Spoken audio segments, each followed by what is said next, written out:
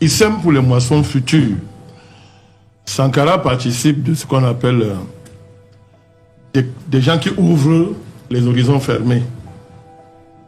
Et ça, c'est quelque chose d'extraordinaire, on ne peut pas évaluer ça. Il ouvre les horizons fermés. Et moi, je m'inscris dans ce que tu dis. Je pense que tu as même bien compris le thème. Je m'inscris dans ce que tu dis. Sankara, c'est un ouvreur, c'est quelqu'un qui ouvre l'horizon, qui ouvre les portes de l'histoire. Merci, Président. Là où ces portes-là sont fermées, Sankara, il vient avec les types comme Sankara viennent avec des clés. C'est pour ça qu'ils sont des personnes universelles. Ils sont des individus de dimension globale. Ils incarnent l'homme universel. Ils incarnent l'homme universel tel que nous devons être tous. De manière plus concrète, Sankara, un des conséquences directes de son action, mais le mouvement Osons inventer l'avenir. C'est un mouvement qui te réclame directement de Sankara, qui est un mouvement, pas seulement politique, c'est un mouvement culturel, politique, et qui a mobilisé beaucoup de générations d'Africains, et qui a initié en silence beaucoup de nouvelles générations africaines aux idéaux panafricanistes, aux idéaux universels que Sankara a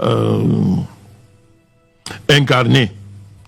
Sankara, c'est le maillon intermédiaire, le dernier maillon intermédiaire entre les anciennes générations, les précurseurs du panafricanisme, et la nouvelle génération. Il est à la jonction de ces deux générations-là.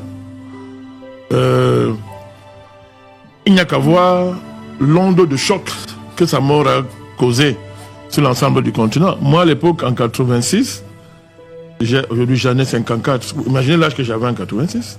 Moi, j'étais encore à l'époque au collège Liberman. J'avais peut-être 15 ans.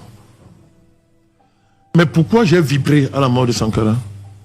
Est-ce que je peux m'expliquer ce qui m'a amené à vibrer à la mort de Sankara? Je ne comprenais rien au dynamique panafricaniste. Je ne pouvais pas articuler sur la question.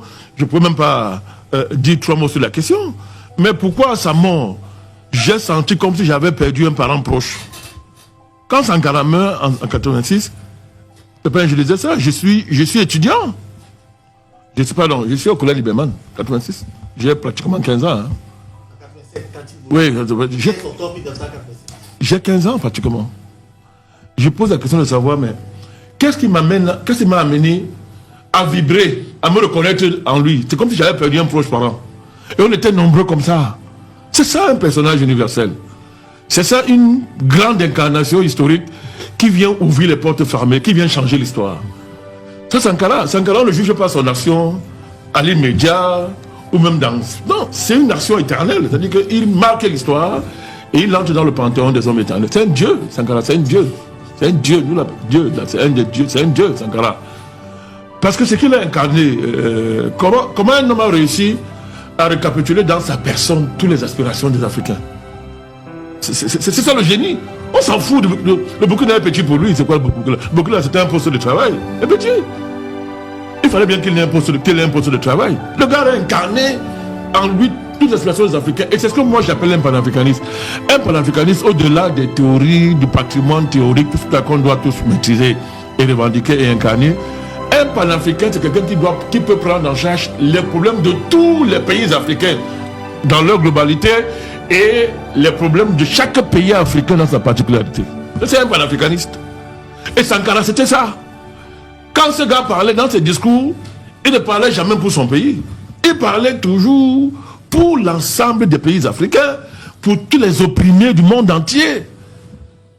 Et pour les peuples, c'est-à-dire il était là, un des porte-paroles les plus écoutés du progressisme historique dans sa manifestation africaine. Sankara, c'était tout ça. En plus même, Yemele l'a dit, l'invention et l'incarnation d'une nouvelle manière de diriger. Une nouvelle façon, un nouveau rapport à l'État, au pouvoir et aux délices du pouvoir. Voilà un homme qui ne s'est jamais laissé corrompre par les délices du pouvoir. Or, tous les présidents africains, là, ils n'ont pas de problème. Ils sont corrompus par les délices du pouvoir, au point d'oublier même ce pourquoi ils sont là. Sankara, sa femme touchait plus que lui. Son épouse avait 2 fois son salaire. Il roulait en Renault 5. Tout Tout à l'heure, quand le docteur Gilles vous parle du féminisme africain, c'est-à-dire son avant-gardisme sur les questions féministes au sens africain du mot, nous ne sommes pas les folles de l'Occident, là. C'est-à-dire son avant-gardisme, là. Vous connaissez combien d'hommes africains, vous êtes président, votre épouse est fonctionnaire, tout plus que vous. Dites-moi combien d'Africains, par exemple, peuvent tolérer des choses comme ça. Parce que quand le docteur Gilles Niem évoque ça, on peut croire que il a utilisé un langage peut-être qui n'est pas très compréhensible pour tout le monde. Moi, je simplifie ça. Visage concret. Son épouse touchait plus que lui. Renault 5, le Junior Abena. Renault 5. Souvent, on poussait sa voiture. C'est pas la Renault 12 La Renault 12. Dis. La Renault 12. Je veux que, un peu longue là. On poussait sa voiture. Ces désaccords avec Compaoré commencent entre autres pourquoi? Compaoré, ce petit jouisseur impénitent, vaurien, très très criminel. Quand il voyageait souvent, on lui donnait des cadeaux. Quand il revenait, Sankara prend ses cadeaux, il verse au compte de l'État. Compaoré dit que mais c'est qu'elle a fait ça. Ce sont nos cadeaux, je ne verse pas. Y compris quand on lui donnait de l'argent. Ce que vous dites là, vous allez vérifier, hein, c'est ce que vous dites là. Pour vous dire, un des rares hommes politiques qui dit ce qu'il fait et fait ce qu'il dit, qui incarne lui-même les valeurs qu'il professe, une exigence extraordinaire envers lui-même avant de l'imposer aux autres.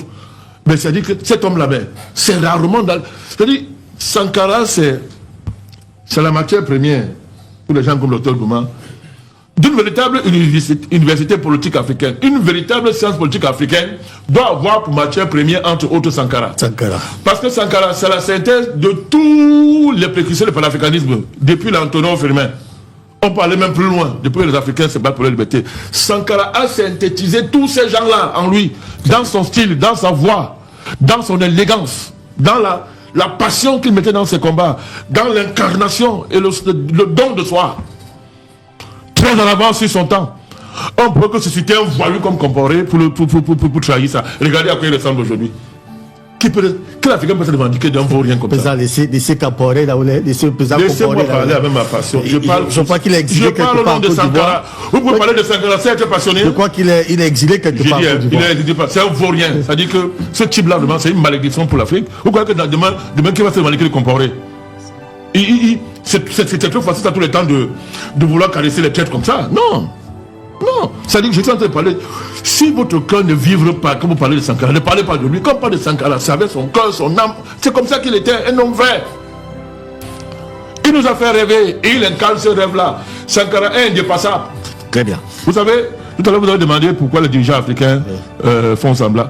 Vous savez, à l'époque déjà, il y en a dans les coulisses qui disaient que c'est un rêveur. Voilà un jeune rêveur. Fred Boigny, quand il voyait la tête de Sankara, il pissait sur lui. Il était malade. Ce crocodile-là, il était malade, père son âme. Père son âme. C'est-à-dire qu'il était malade. Oui, pourquoi Junior, c'est quoi? J'ai dit père son âme, parce qu'il faut dire, vous faites trop de mal à ce continent. Trop de mal. C'est que c'est lui qui est au cœur de la Sankara, non? Mais alors, quand j'ai dit que ce crocodile, vous me regardez comme si... Nous aimons... Voilà notre problème à nous en Afrique. C'est-à-dire, on aime même faire les compromis là où c'est pas nécessaire. Fred Boigny, c'est une crocodile. Il s'appelait même comme ça, c'était un de ses... Les Français l'ont appelé le sage de l'Afrique. Quel sage? Il était sage de quoi? Il a tué Sankara. Il a organisé sa mort. Parce qu'il ne supportait pas. Comme ils ont fait hier, au niveau du RDA, quand ils ont trahi l'Afrique pour aller rejoindre les Français au fouet. Fred Boigny, c'était un patriote au début. Hein. Il était patriote, mais après les Français, les Mitterrand l'ont récupéré. Il a trahi l'Afrique. Lui et les Senghor avaient pour rôle, les Bongo, de liquider tous les patriotes africains. Donc Sankara, il faut dire au cœur de la mort de Sankara, il dit au cœur de sa mort. Quand tu voyais Sankara, je dis l'ancien père là, il pissait sur lui. Très bien, président, on avance. Et tous les présidents africains là, les dinosaures de la France-Afrique, tous ces présidents qui n'avaient aucun idéal en dehors de conserver le pouvoir pour le conserver, Sankara les mettait dans une... Il les empêchait de dormir. Donc vous voyez qu'il y a des présidents qui, objectivement, au regard des intérêts qu'ils incarnent, ne veulent pas entendre parler d'un révolutionnaire comme ça. C'est pour ça que nous, on se revendique de Sankara. Nous sommes des sankaristes et nous allons continuer à continuer son propos, à continuer son travail, afin que les présidents qui trahissent l'Afrique ne dorment pas en paix. Très bien, président Badaka.